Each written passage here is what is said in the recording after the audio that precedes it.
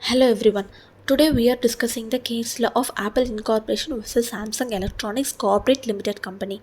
In this presentation, we will be covering the problem, solutions, and how they set the stage for the legal issue at hand. Let's begin with a brief introduction of both companies involved in this case.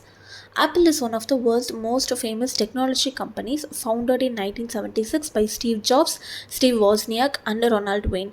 It started by creating personal computers, but today it's best known for innovative products like the iPhone, iPad, Mac computers, Apple Watch, and software like iOS. Apple focuses on creating sleek, user friendly devices that combine advanced technology with elegant design. The company is also known for its App Store, which offers millions of apps and services like iCloud, Apple Music, and Apple Pay. Its headquarters, Apple Park, is located at Cupertino, California. Apple's brand is recognized globally for quality and innovation. Now let's move on to Samsung company. Samsung is a global tech company from South Korea, founded in 1938. The founder of Samsung is Liu Byung-chul. It started as a trading company but grew into one of the world's largest electronics manufacturers. Samsung is best known for making smartphones, including its popular Galaxy series, but it also creates TVs, home appliances, semiconductors, and display panels. The company focuses on innovation, offering cutting edge technology like foldable phones and advanced smartphones.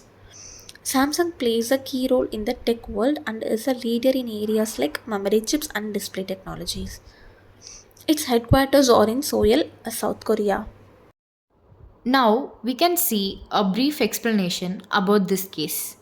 This case was filed in the Northern Districts of California, USA. So, the Apple filed a case against Samsung that they have copied some of their patent rights, which made both the company phones to look similar. So now we can see some of the patents which Samsung had copied from Apple. So, the first one is look and design. Both the phones had rounded rectangular edges with a very similar icons and also the camera positioning which were located at the same place. Then the second one is bounce back functionality. Bounce back functionality is nothing but when we are scrolling down and when we reach the end of the page, the screen will automatically get bounced back when we reach the end. So this function is now mostly available in most of our phones, but it was first introduced by Apple, then later on copied by Samsung. The tap to zoom function is also first introduced by Apple. Then the last one is gesture motions. So, Apple has a lot of gesture motions which Samsung had copied some of them, like swipe to unlock, which is a very old model of Apple which was replicated by Samsung on that older days. Uh, to operate camera from lock screen. Even when the phone is locked, we can access the camera even without unlocking it. And the last one is long press. When we long press a particular app, we can get many shortcuts like to uninstall, to share the information of the app, and to know more about that particular app. So these are all the patterns that Samsung had copied from Apple. Samsung argued that these are all the basic functions that most of the phones have. And later on, they filed a case against Apple that Apple also copied some of their patent rights.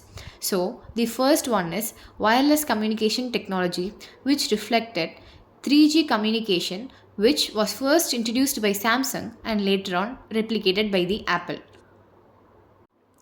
Next one is camera features, where organizing photos and sending them wirelessly.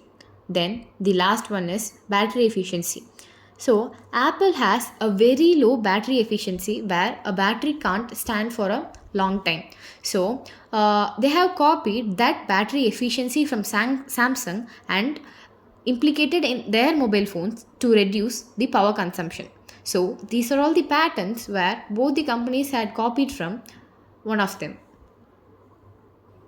Next, let's see legal proceedings.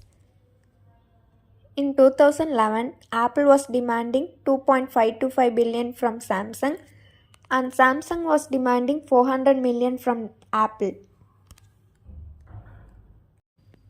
Next, in 2012, in favor of Apple, a US jury ruled that Samsung must pay Apple more than $1.05 billion for copying certain features of iPhone and iPad. There were 26 devices violating software and design patents. Next, in 2013, in addition, the jury said that Samsung should pay Apple over $290 million for infringing on the company's patents. Next, in 2014, in one of its trial, a jury found both Apple and Samsung infringing upon each other's patents, for which Apple was awarded $120 million and Samsung with $160,000. And at last, in 2015, Samsung agreed to pay $448 million to Apple to settle the original patent infringement, which was filed in 2011. By this time, none of the 16 infringing smartphones was available in the market any longer. Solution. This case helped to clarify how companies should be compensated when their designs or innovations are copied. It showed that damages should focus on the specific parts that were copied, not the whole product. In the end, both companies agreed to settle and move on. Thank you.